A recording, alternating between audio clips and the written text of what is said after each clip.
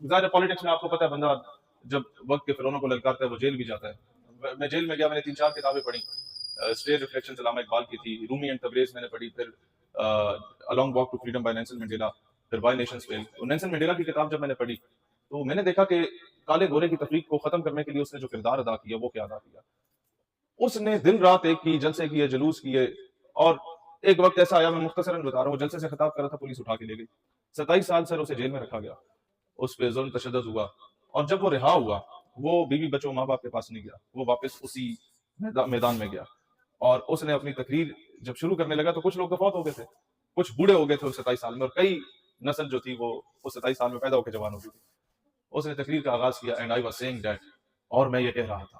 یعنی جہاں سے اس نے 27 سال پہلے چھوڑی وہیں سے اپنی جدوجہد کا دوبارہ آغاز کیا. تو آج جتنے بھی مورخ ہیں, اور نیلسن منڈیلا کا پوتا مسلمان ہوا پھر, اور آج جتنے بھی مورخ ہیں وہ سارے نیلسن منڈیلا کو بڑا خراج تحسین پیش کرتے ہیں کہ آپ نے کالے گورے کی تفریق کو ختم کیا.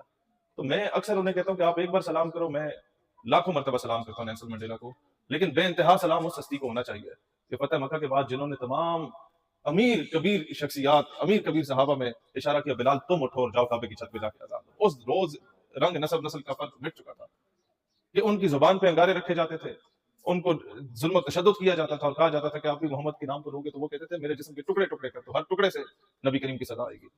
ان کی عشق کا مقام یہ ہوا کرتا تھا کہ جب نبی کریم علیہ الصلوۃ والسلام نے ظاہری پردہ فرمایا تو بلال حبشی مدینہ چھوڑ کے چلے گئے, زاروں قطار روتے ہوئے. تو کافی عرصے بعد حسنین کریمین نے دیکھا, انہوں نے ریکویسٹ کی کہ آپ پلیز آئیں, ہمارے نانا کے دور میں جو اذان دیتے تھے وہ آج ہم سننا چاہتے ہیں.